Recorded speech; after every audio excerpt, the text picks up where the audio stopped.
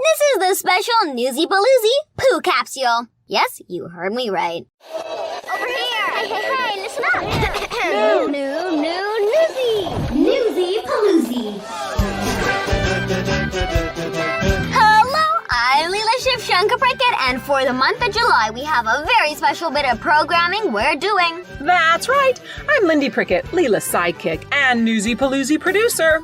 And my mama. Yes, that too. So we realize we do a lot of news stories about the same topics.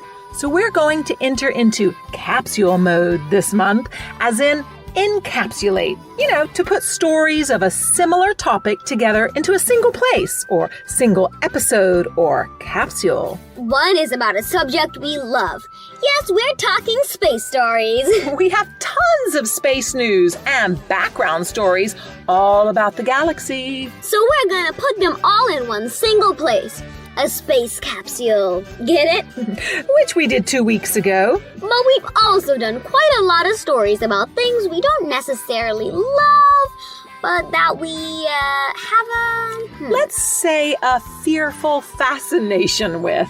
Yeah, like creepy crawlies. Why do we do so many stories about bugs, spiders, lizards, and snakes? Yick! Like I say, sometimes we're fascinated by the things that scare us the most. Or freak us out! Yes, that would be the other topic we've covered a lot on Newsy Pooloozi. Poo! Yup, you heard me right. We cover a lot of poo news. Or excrement, if you prefer. So we've put together a poo capsule, too, for this week, in fact. Stinky. So let's dive deep into each one of these categories. This week, it's the poo capsule. Get ready to hold your nose, folks.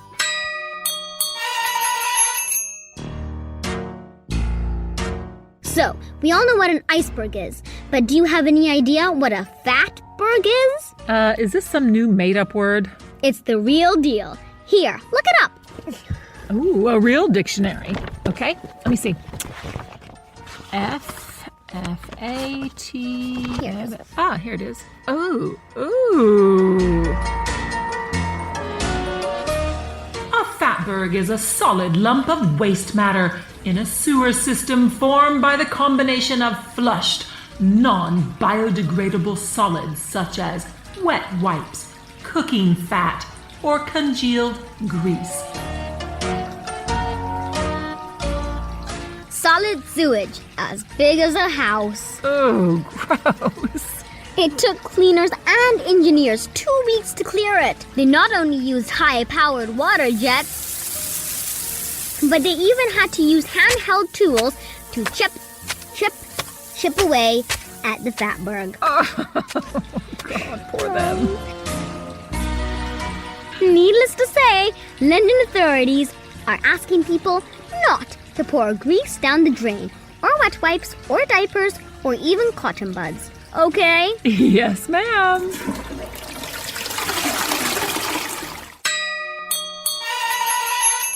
A biological mystery vexing scientists for decades has been solved. That's right. Have you ever wondered why wombats poo in little cubes?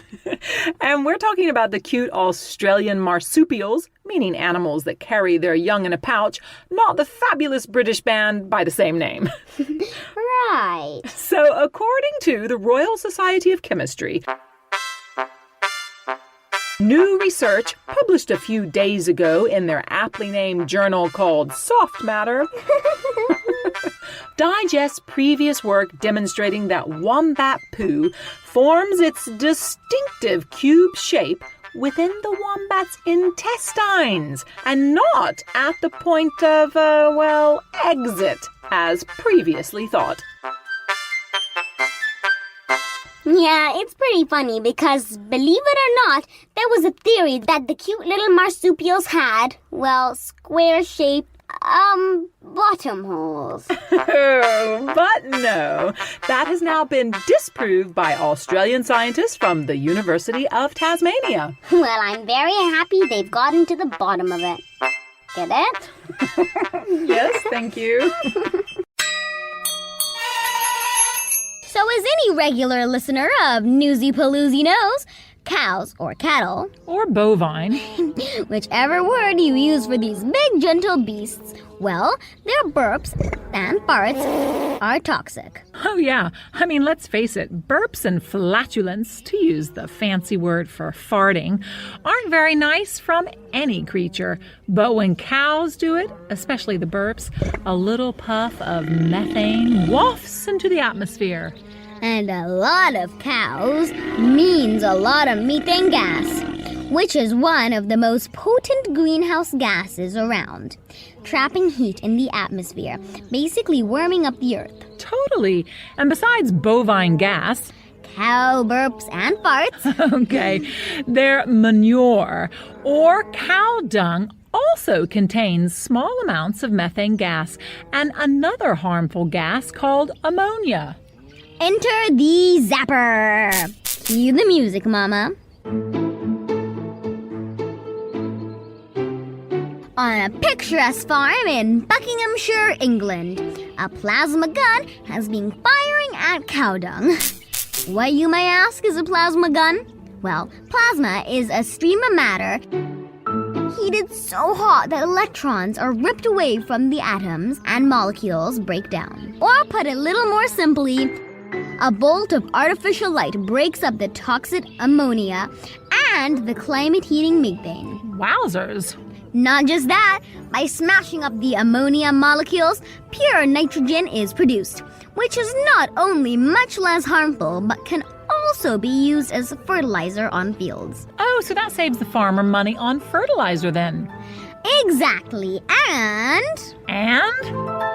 Oh yeah, I am so not done. Did you know when ammonia mixes with other chemicals, like those found in more urban areas, it can produce harmful air pollution?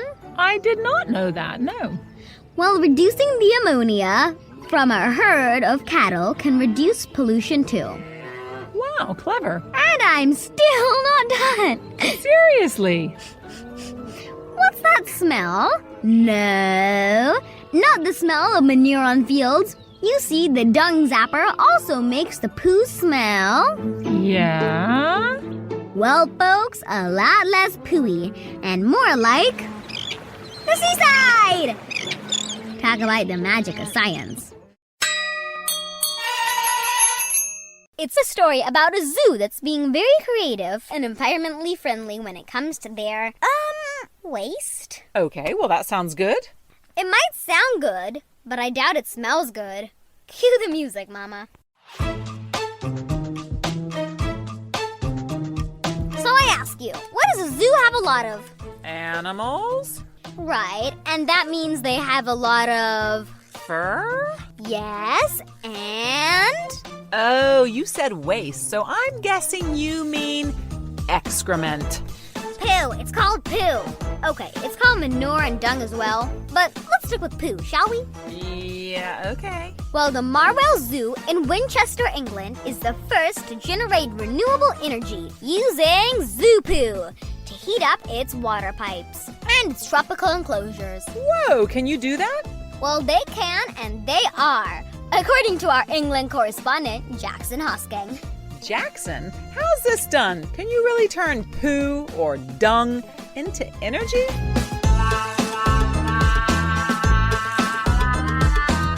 Well, zookeepers collect the dung from the zoo's endangered species of zebra, oryx, and wild ass. Now, before you think I'm taking this zoo story in an unsavory direction, may I remind you that an ass is a kind of donkey, okay? Right, back to the environmentally friendly angle of this story. Once the manure, yet another name for animal poo, has been swept up, it's then shredded and mixed with any hay bedding that's also been collected. This zoo poo mixture is pressed together and dried to create blocks. And these blocks, or briquettes, are then used to heat up the zoo's biomass boiler, instead of using fossil fuels like coal or oil. And thanks to these clever zoo poo briquettes, hot water flows through the pipes of the zoo's tropical enclosure, keeping the resident sloths, birds, and lizards nice and cozy. The tropical plants love the heat and humidity too. Marwell Zoo is working hard on heating other buildings in the same way. all part of their plan to reduce the carbon emissions the zoo releases into the atmosphere. So, rather than treating up to 600 tons of zoo poo as waste, it can become renewable energy bricks instead, so long as the animals keep breeding and eating healthily, and go to the loo in the zoo. In England, this is Jackson Hosking reporting for Newsy Pooloozi.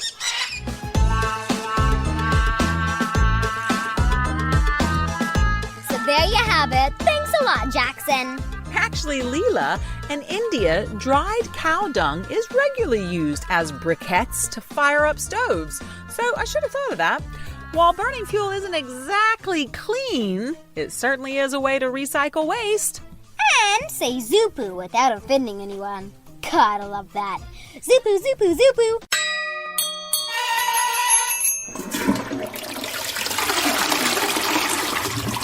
So for a long, long time, people who study diseases have known that our our excrement, or bowel movement, our stools, our waste. Boy, there's a lot of words for this. Okay, our poo contains all sorts of valuable information about what's going on in our bodies. Like when we're really sick, sometimes doctors not only want to get a sample of our blood, but a stool sample also, to see what's bugging you, literally what bugs are inside you that may be making you sick. I have bugs inside me? We all do. At least 3 types: parasites, bacteria, and viruses. Most are harmless, some are even good for us, but the bad ones can be very bad and make us sick. Now, back to... Mama! Sorry, it's part of the story, I promise. Okay, when we do our business and flush the toilet, where does the waste go? Down a pipe? Yep, that's right. And all the pipes from all the houses collect together into bigger pipes, and that's called a sewer. Well, if you take a sample of the sewage from a neighborhood, you can tell if some people there might have coronavirus.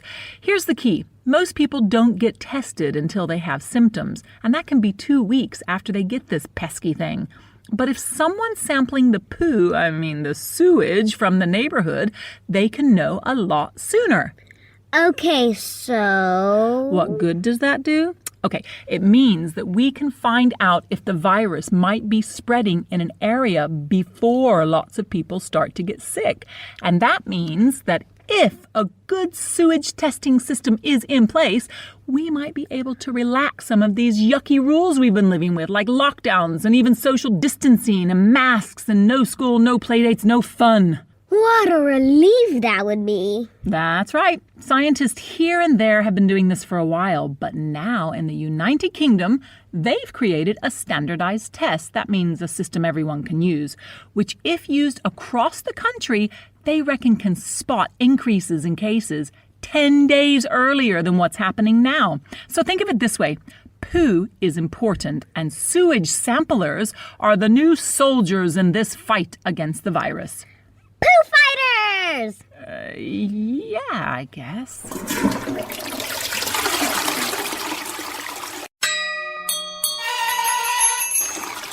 And here's an update on that story.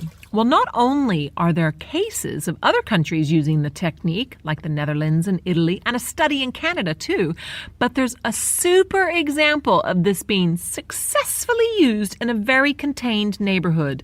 The University of Arizona in the U.S. was able to stop the spread of COVID-19 during the first week of on-campus classes. It went down like this. On a Tuesday, the poo fighters sampled some sewage from several dorms. Those are the buildings which college students live. The poo fighters ran scientific tests on the sewage and found the presence of the nasty coronavirus at one location. The next day, the poo fighters ran more tests to confirm the results. Hours later, medical staff arrived at the dorm, dressed in protective gear, and tested all the students. Next, please. Indeed, 2 were positive. They had no idea they had the virus because they had shown no symptoms. They were immediately quarantined. And so far, the virus has not spread more. And that is thanks to the University of Arizona's poo fighters. Go, poo fighters! Dun, dun, dun, dun, dun, dun, dun. And that brings us to the end of the special Newsy Pooloozi capsule. Alright then, we'll see you next week in the Splishy Splashy News Pool for Kids. Newsy Pooloozi! And adults like it too.